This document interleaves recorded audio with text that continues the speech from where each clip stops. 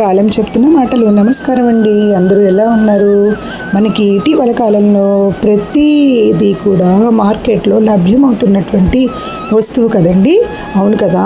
మరి మార్కెట్లో లభ్యం కానటువంటి అతి ముఖ్యమైనటువంటి మానవుల జీవనానికి అవసరమైనటువంటి అతి ముఖ్యమైనటువంటిది ఏంటంటే రక్తం అండి, బ్లడ్ అండి.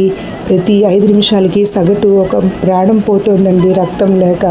అదేనండి యాక్సిడెంట్స్ అవుతున్నాయి. రక్తహీనత లోపం వలన, ఇతరత్ర కారణాల వలన మానవులకి రక్తం చాలా అవసరం అండి.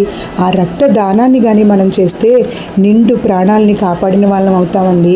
కావలసినటువంటి 350 ml నుంచి 450 ml వరకు రక్తాన్ని దానం చేయడం, ఒకరి ప్రాణాన్ని కాపాడడం చాలా అవసరమండి. రక్తం ఇస్తే రక్తం తగ్గిపోతుంది అనుకునేటువంటి భావన ఈ రోజుల్లో అందరికీ ఎక్కువగా అనిపిస్తూ ఉండొచ్చండి. కానీ అది వాస్తవం కాదండి. 48 గంటల్లో మళ్ళీ కొత్త రక్తాన్ని మనం సేకరిస్తుందండి. మన శరీరం శుద్ధి చేస్తుందండి. అలాగే హార్ట్ అటాక్ రిస్క్ అది కూడా రక్తం ఇవ్వడం వలన తగ్గుతుందండి. బీపీ, హెచ్బీ, వెయిట్, హెపటైటిస్ మరికొన్ని టెస్టులు మనకి ఉచితంగా చేస్తూ ఉంటారు. అలాగే 650 క్యాలరీస్ బర్న్ అవుతాయండి రక్తం ఇవ్వడం వలన. 18 సంవత్సరాల నుంచి 60 సంవత్సరాల లోపు వాళ్ళు ఎవరైనా కూడా రక్తదానాన్ని ఇవ్వచ్చండి. బరువు మాత్రం 50 కేజీలు పైన ఉన్నవారు మాత్రమే ఇవ్వాలండి.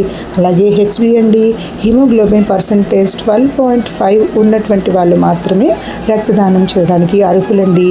అలాగే అనారోగ్యం కానీ, ఇతరత్ర కారణాలు కానీ, ఏవైనా HIV, క్యాన్సర్, హెపటైటిస్ వ్యాధులు ఉన్నటువంటి వాళ్ళు కానీ, బ్రెస్ట్ ఫీడింగ్ ఇచ్చేటువంటి మదర్స్ కానీ రక్తాన్ని ఇవ్వకపోవడమే మంచిదండో. ప్రతి విషయాన్ని కూడా మనం ఎక్కువగా ఆలోచించడం వలన చాలా రకాలైనటువంటి ఆలోచనల్లో గురయ్యి మనం రక్తదానం చేయాలన్నా కూడా ఎక్కువ ఆలోచిస్తున్నారండి. అలా కాకుండా రక్తాన్ని దానం చేస్తే ఇంకా వృద్ధి అవుతుంది అనేటువంటి విషయాన్ని గమనించండి. మా ఛానల్ నచ్చినట్లయితే సబ్స్క్రైబ్ చేయండి. ధన్యవాదములు.